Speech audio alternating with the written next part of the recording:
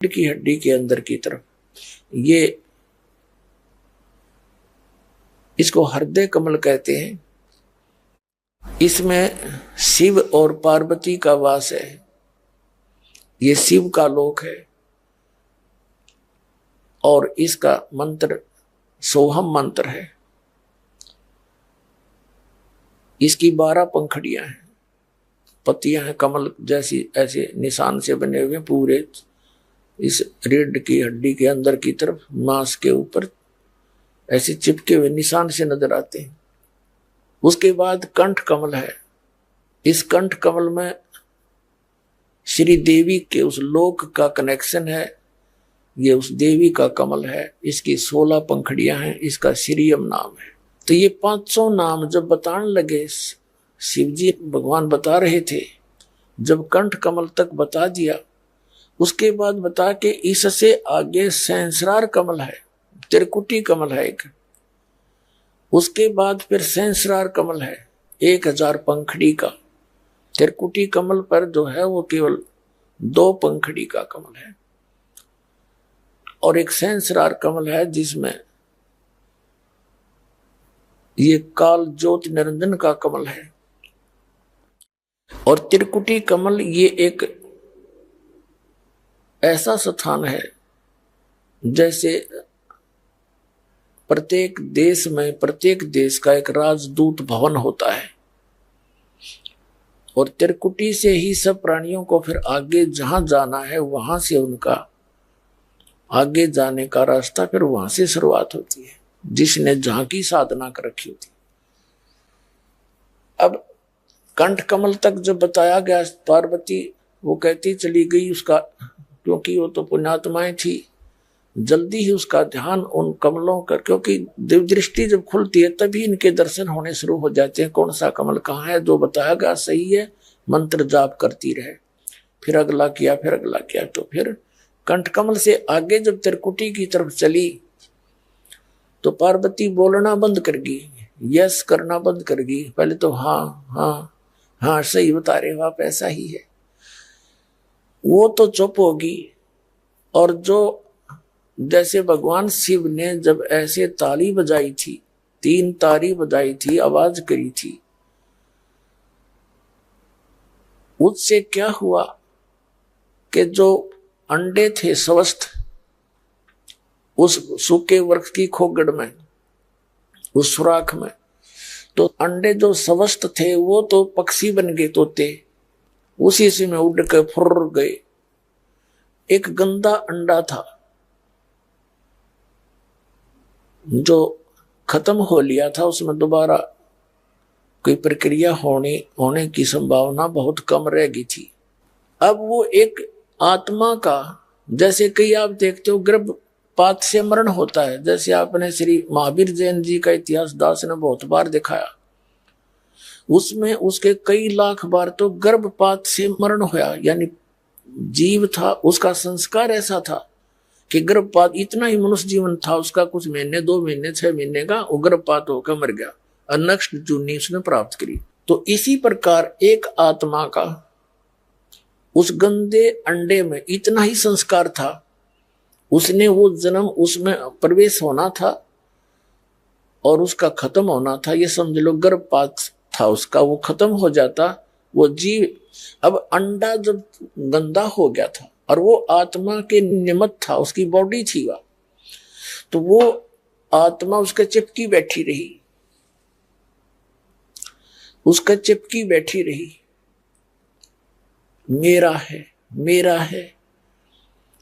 अब जब भगवान शिव जी ये मंत्र सुना रहा था, वो अंडा स्वस्थ हो गया और वो तोता बन गया, फूट भी गया, बच्चा भी बन गया। और बच्चा बन के पार्वती तो समाधिस्थ होगी, उसने बोलना बंद कर दिया जब इससे ऊपर चली गई। और वो तोते का बच्चा बन के गंदे अंडे से निकलकर लगा करने हो। अब भगवान शंकर ने देखा पार्वती तो बोल नहीं रही, मैं पूछ रहा हूं सुना है कि नहीं सुनती, तो आवाज कहां से आई? तो उसने देखा, तोते की तरफ देखा, खोगड़ की तरफ, वो तोता जो है फुर्र ही निकल के भाग गया। अब भगवान शिव ने सोचा इस नालायक ने मेरा मंत्र चुरा लिया, ये जब मनुष्य शरीर में होगा तो इस मंत्र को ये आगे किसी को देगा, अधिकारी यू है नहीं, नाश करेगा। तो भगवान शिव ने सोचा इस तोते ने मार दूं। पार्वती तो वहां बैठी है, भगवान शिव जी उसके पीछे पीछे उड़ चल पड़ा, उड़ कैसी जीते जान गया वो तोता भी एक बात बिगड़ेगी, बहुत स्पीड में बाज लिया। वेद व्यास जी ऋषि की पत्नी ने जमाई ली कुदरती, वहां शरीर छोड़ के तोते आला उसके मुंह के अंदर से अंदर प्रवेश कर गया पेट में। समय आने पर वहीं से उसने गर्भ धारण कर लिया और बच्चे का वहां शरीर उसको मिल गया, ऐसा कोई संस्कार बन गया उसका। उधर से पार्वती जी फिर वापस आई, जब ऊपर सारे सिनेमे सिनामे देख लिए उसने, तब उसकी समाधि टूटी, वापस आई तो फिर वो मंत्र जाप करने लगी।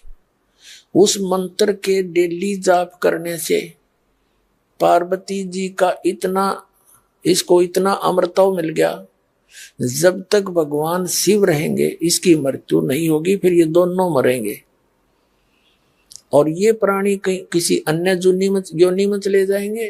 अन्य आत्माएं, पुण्य आत्माएं जो, उनमें से एक शिव और पार्वती फिर से काल सेलेक्ट करके ऐसे ही प्रोसेस उसको उनका फिर बना देता है। अब जो अमरनाथ है, जहां पर ये श्रद्धालु इन नकली गुरुओं के भ्रमित किए हुए कल्याणार्थ जाते हैं, अमरनाथ के दर्शन कर लेंगे हमारा मोक्ष हो जाएगा।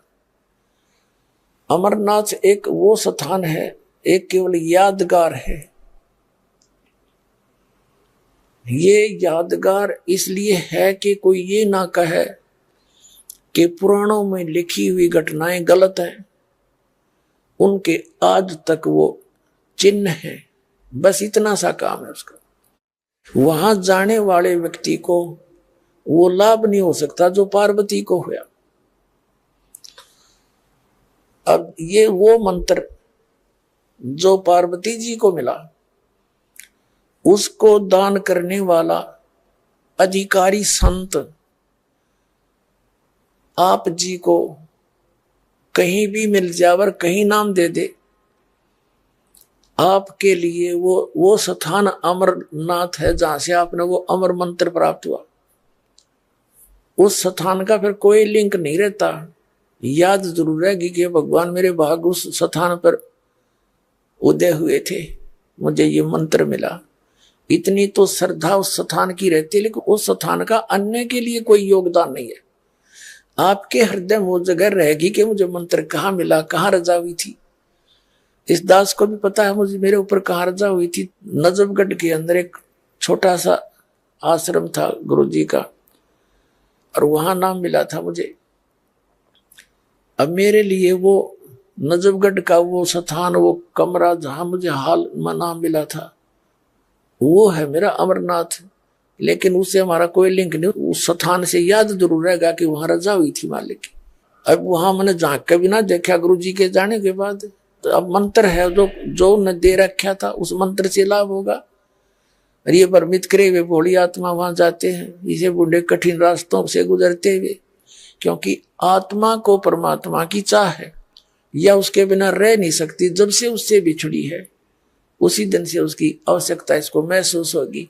और यहाँ वो है नहीं, वो सुख नहीं जिसकी ये खोज कर रही है।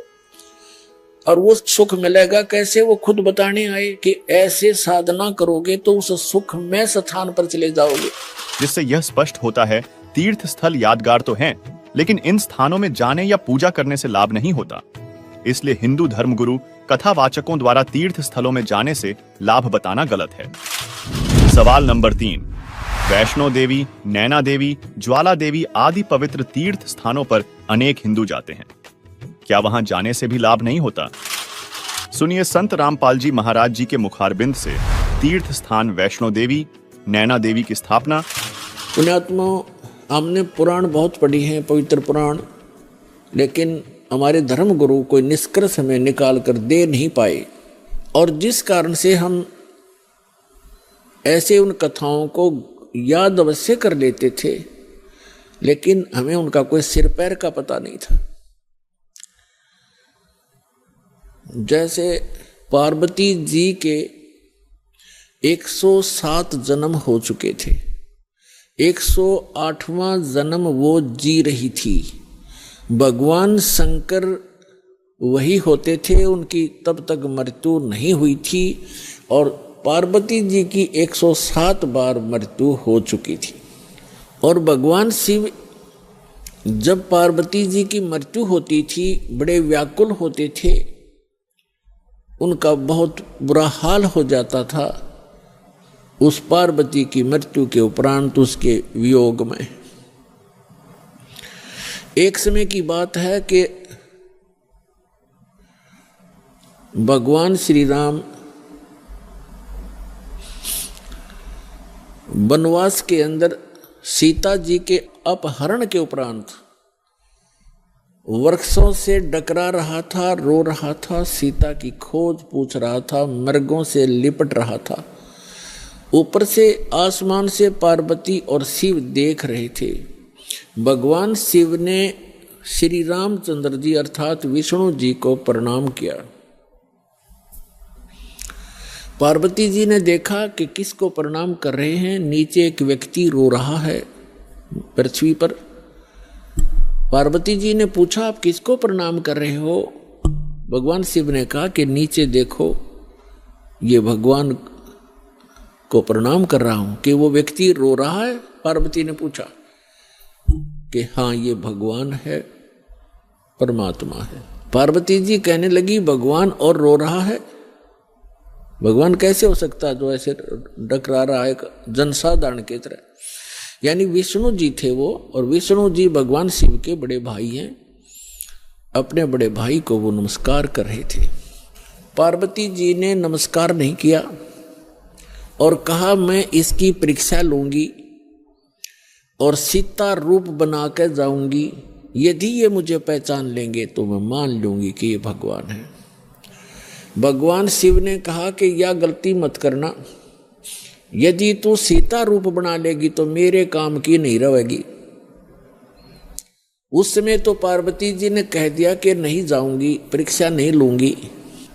कुछ ही देर के बाद भगवान शिव के इधर उधर होते ही सीता रूप धारण किया और भगवान राम के सामने खड़ी होगी जाकर के। अब भगवान रामचंद्र जी ने कहा कि हे दक्ष पुत्री, हे दक्ष की बेटी, भगवान शिव को कहाँ छोड़ाई, अकेली क्यों आ गई?